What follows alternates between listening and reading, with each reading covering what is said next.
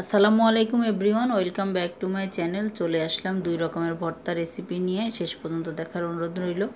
এখন কাঁচামরিচটি ভেজে নিলাম, তেল ছাড়া ভেজে নিয়ে উঠিয়ে নিলাম। এখন রসুন কুচি দিয়েছি, এটাও তেল ছাড়া ভেজে নিলাম। এখন অল্প ভেজে কয়েকটা উঠিয়ে রাখলাম, আর এটা আরেকটু ভালো করে ভাজবো। এটাও ভাজা হয়ে গিয়েছে, এখন নামিয়ে রাখবো। এখন হালকা একটু তেল দিয়ে তারপর পেঁয়াজটা ভালো করে ভেজে নিব, হালকা ভাজতে হবে। ভাজা হয়ে গিয়েছে, এটাও উঠিয়ে রাখবো।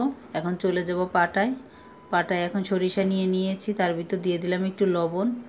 একবার বেটে নিয়েছি, পরের বারে নিয়ে নিলাম কাঁচামরিচ আর রসুন, যেটা হালকা ভেজে রেখেছিলাম সেটা নিয়েছিলাম। বাটা হয়ে গিয়েছে, এখন পেঁয়াজটা থেতো করে নিলাম। একটা পেঁয়াজ নিয়েছি, থেতো করে নিয়ে এটার ভিতরে ভালোভাবে মিশিয়ে নিলাম। এখন নিয়ে নিলাম সরিষার তেলটা একটু বাড়িয়ে দিতে হবে, খেতে খুবই ভালো লাগবে। এখন নিয়ে নিলাম কালিজিরাটা ভালোভাবে বেটে নিলাম। একবার বাটার পরে এখন দিয়ে দিলাম একটু লবণ, তারপর দিয়ে দিলাম কাঁচামরিচ, তারপরে দিয়ে দিলাম ভাজা কাঁচামরিচ দিয়েছি, ভাজা রসুন দিয়েছি, যেটা একটু বেশি ভেজেছিলাম সেই রসুনটা দিয়েছি। এখন পেঁয়াজ ভাজা দিয়ে দিলাম, পেঁয়াজ ভাজাটা দিয়ে ভালোভাবে বেটে নিলাম। কালিজিরা কিন্তু মহারোগের ঔষধ, 40টা রোগের উপকার হয়। আমাদের নবজির কিছু হইলে তখন কিন্তু আগে কালিজিরা খেত।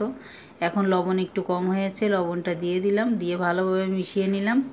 এই পর্যায়ে আপনারা যদি কেউ লাইক না দিয়ে থাকেন, প্লিজ একটা লাইক দিয়ে দিন। লাইক দিয়ে ভিডিওটা কন্টিনিউ করে নিন। আমার চ্যানেলটা সাবস্ক্রাইব করার অনুরোধ রইল। যারা করেছেন তাদেরকে অসংখ্য ধন্যবাদ। আবারও নতুন কোনো রেসিপি নিয়ে ফিরে আসবো। আল্লাহ হাফেজ।